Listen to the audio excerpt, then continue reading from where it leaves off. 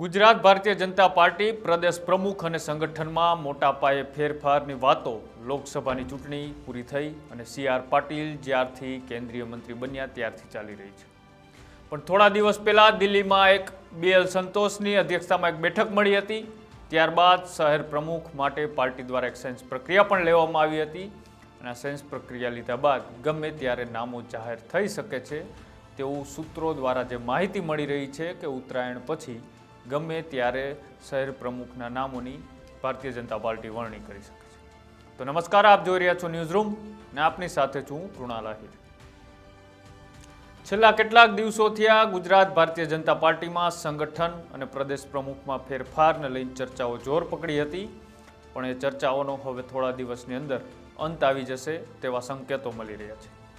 અને થોડા દિવસ પહેલા જે સેન્સ પ્રક્રિયા લેવામાં આવી હતી જિલ્લા શહેર પ્રમુખ માટેની, તો તેમાં અત્યારે જે લિસ્ટ સામે આવી રહ્યું છે એ લિસ્ટ પ્રમાણે કોણ આગળ ચાલી રહ્યું છે અને તેમાંથી ભારતીય જનતા પાર્ટી કોના ઉપર કળશ ઢોળી શકે છે તો તેની વાત કરીએ તો અમદાવાદ શહેર માટે 3 નેતાઓ પ્રબળ દાવેદાર માનવામાં આવે છે અને પ્રમુખ માટે 3 નેતાઓ અત્યારે રેસમાં આગળ પણ ચાલી રહ્યા છે। જો વાત કરવામાં આવે તો અમિત શાહ વર્તમાન અમદાવાદ શહેરના પ્રમુખ પણ છે અને અમદાવાદ શહેરના એક વિસ્તારના એમએલએ પણ છે। શહેર ભાજપ પ્રમુખ માટે બીજું જે નામ આગળ ચાલી રહ્યું છે ડૉક્ટર ઋત્વિજ પટેલનું પણ નામ આગળ ચાલી રહ્યું છે, તો હિતેશ બારોટનું નામ પણ આગળ ચાલે છે। હિતેશ બારોટની વાત કરીએ તો હિતેશ બારોટ એએમસીના પૂર્વ સ્ટેન્ડિંગ કમિટીના ચેરમેન પણ છે। તો અમદાવાદ શહેરમાં ભાજપ પ્રદેશ પ્રમુખ માટે આ 3 દાવેદારો પ્રબળ માનવામાં આવે છે, પણ આ 3માંથી કોઈ એક ઉપર પાર્ટી કળશ ઢોળી શકે તેવી અટકળો ચાલી રહી છે। અને તે વચ્ચે જો વાત કરવામાં આવે સુરતની, તો સુરત શહેર ભાજપ પ્રમુખ માટે પણ 2 નામો અત્યારે પ્રબળ દાવેદાર માનવામાં આવે છે। સુરત શહેર ભાજપ પ્રમુખ માટે 2 જે નામો રેસમાં આગળ ચાલી રહ્યા છે તેમાંથી વાત કરવામાં આવે તો વર્તમાન ભાજપ શહેર પ્રમુખ એટલે કે નિરંજન જાજમેરા પરેશ પટેલ પણ ભારતીય જનતા પાર્ટીના પ્રમુખ બનવા માટેના પ્રબળ દાવેદાર માનવામાં આવે છે। પરેશ પટેલ સુરત શહેરમાં ભારતીય જનતા પાર્ટીના કોર્પોરેટર પણ છે, તો સુરતમાં પણ આ 2 નામો અત્યારે ખૂબ ચર્ચામાં આવી રહ્યા છે। પાર્ટીના ઉપર સુધી આ 2 નામોની ચર્ચા થઈ રહી છે। પાર્ટી કદાચ આ 2 નામમાંથી ગમે તેના ઉપર સુરત શહેર પ્રમુખનો કળશ ઢોળી શકે તેવી અત્યારે અટકળો સામે આવી રહી છે। તે પછી વાત કરવામાં આવે તો વડોદરાની, તો વડોદરા શહેર ભારતીય જનતા પાર્ટીનું પ્રમુખ કોણ બનશે તેના પર સૌ કોઈની નજર છે। પ્રમુખ પદ માટે પ્રબળ દાવેદારોમાં જો વાત કરવામાં આવે તો એક જીગર ઈમાનદારનું નામ પણ ચર્ચામાં છે અને આગળ ચાલી રહ્યું છે અને વડોદરા શહેર ભારતીય જનતા પાર્ટી પ્રમુખની રેસમાં ડૉક્ટર હિતેન્દ્ર પટેલનું નામ પણ અત્યારે હાઈકમાન્ડ સુધી પહોંચી ગયું છે।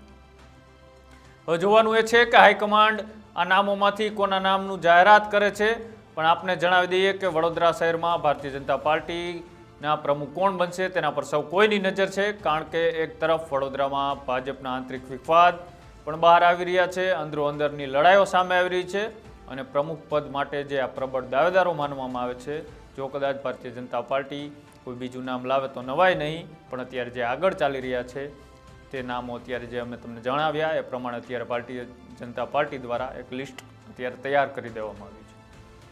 અને સૌરાષ્ટ્રની વાત કરવામાં આવે તો રાજકોટ શહેર પ્રમુખ, તો રાજકોટ શહેર માટે 2 નામો અત્યારે ખૂબ આગળ ચાલી રહ્યા છે અને તેમને પ્રબળ દાવેદાર પણ માનવામાં આવે છે।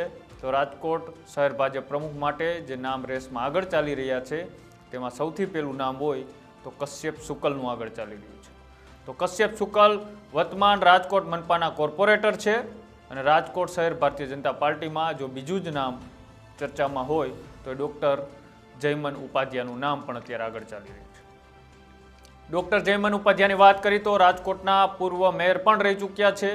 તો રાજકોટમાં શહેર પ્રમુખ માટે જે આ 2 નામો ચર્ચામાં છે એ 2માંથી કોના નામની ભારતીય જનતા પાર્ટી જાહેરાત કરે છે કે જે જૂના પ્રમુખ છે તેમને યથાવત રાખવામાં આવે છે, આ ખૂબ અત્યારે ચર્ચાનો વિષય છે।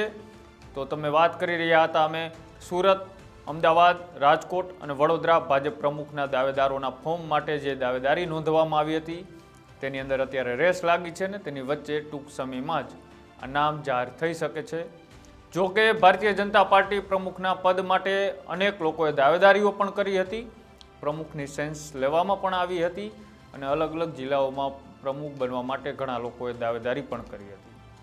હવે જોવાનું એ છે કે પાર્ટી કોના પર મોહર મારી શકે છે અને વાત એવી પણ ચાલે છે કે ઉત્તરાયણ પછી ગમે ત્યારે જિલ્લા પ્રમુખના નામની જાહેરાત થઈ શકે છે, પણ હજુ ક્યાંક વિરોધ અને અંદરોઅંદરનો જે વિખવાદ ચાલી રહ્યો છે એ વિખવાદ વચ્ચે શહેર પ્રમુખના નામ જાહેર કરવામાં થોડો વિલંબ પણ થઈ શકે છે. 34 જિલ્લા અને 17 મહાનગરપાલિકા દ્વારા ભારતીય જનતા પાર્ટીના પ્રમુખ જાહેર કરવામાં જે વિલંબ થઈ રહ્યો છે, આ પ્રમુખોના નામની યાદી પણ અત્યારે તૈયાર થઈ ચૂકી છે, પણ 1-2 દિવસ લાગશે. પ્રદેશ પ્રમુખની ચૂંટણીના નિરીક્ષકો દિલ્હી પ્રવાસ જે લંબાવ્યો છે અને દિલ્હીમાં હાઈકમાન્ડ સાથે ચર્ચા વિચારણા કર્યા બાદ અમિત શાહનો પણ ગુજરાતની અંદર જે પ્રવાસ છે અને ગુજરાતની અંદર આવ્યા બાદ એક ફાઇનલ લિસ્ટ તૈયાર થશે અને તે બાદ હાઈકમાન્ડની લીલી ઝંડી મળશે અને જે લીલી ઝંડી મળ્યા બાદ આઈનું મોવડી મંડળ અને CR પાટીલ અને જે બીજા નેતાઓ છે સંગઠનના તેમની વચ્ચે એક લિસ્ટ તૈયાર કરવામાં આવશે અને લિસ્ટ તૈયાર થયા બાદ ગમે ત્યારે ઉત્તરાયણ પછી ભારતીય જનતા પાર્ટીના શહેર પ્રમુખનું નામ જાહેર થઈ શકે છે. અત્યારે જે વર્તમાન શહેર પ્રમુખો છે તેમને યથાવત રાખવા કે પછી જે આ નવા નામો આગળ ચાલી રહ્યા છે તેમાંથી કોઈની ઉપર ભારતીય જનતા પાર્ટી મોહર મારી શકે છે તે જોવાનું છે. પણ તમે કોઈ જાણતા હોય કે તમારા જિલ્લામાં શહેર પ્રમુખના જે નામ આગળ ચાલી રહ્યા છે તેમાંથી પ્રબળ દાવેદાર અને ભારતીય જનતા પાર્ટી કોના પર મોહર મારી શકે તો અમારી કોમેન્ટ બોક્સની અંદર અચૂક જણાવજો. આવા જ અહેવાલો જોવા માટે અમારી YouTube ચેનલ ન્યૂઝ રૂમને આજે જ લાઇક કરો, શેર કરો અને સબસ્ક્રાઈબ કરો. નમસ્કાર.